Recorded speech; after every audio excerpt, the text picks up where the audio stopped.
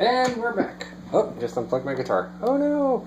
Anyways, talking about the Blue Tube 2. Got to run it through a pair of Fender twin amplifiers. Got an extra one right here. Like them so much, I got so many of them. So, here we have, you have two channels. You have a clean channel, and you have a distorted channel. So you have volume, master, or stack master, high, mid, and low. And then on the gain side, you have gain, contour, master, high, middle, low. Switches for your channel switching, and then you got a stacking, which is really cool. The thing I like about it the most is there's several things on the back here that are more exciting to me than what's on the front here.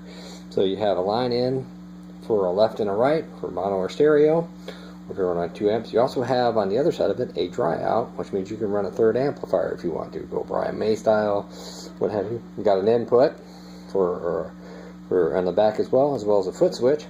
But the nice cool thing about this is, especially with amplifiers like these or my other amplifiers, I don't own anything that has a send and return on the back of the amplifier. So these don't have a send and return.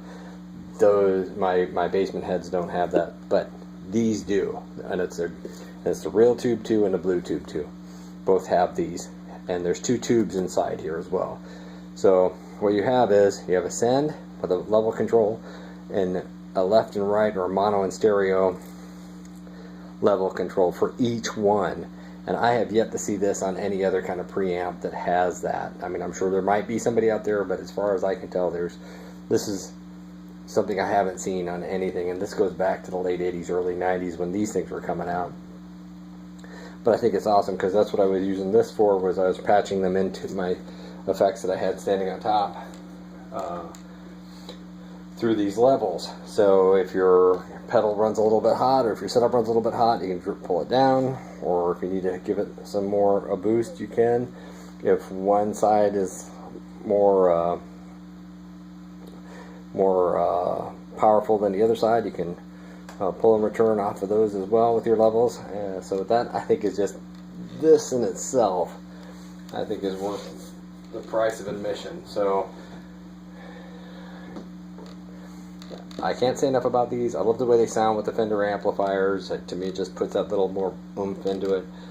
I feel that you can pull more of a high gain amp sound out of amplifiers like this. I mean, granted, I'm not running these very hot, so they could run, full out and have that nice tube breakup in them. But I mean, if you're running at lower volumes, or if you were just trying to dial in a different tone, but you're fancy this amp as opposed to that amp, this is a cool way to go. Again, they don't make them anymore. I mean, you can find them in the Stomp Box versions, but the Stomp Box versions don't have a lot of what the rack versions have. And I know they've been going up in price over the years. So, yeah, very cool little device there. Thanks for watching.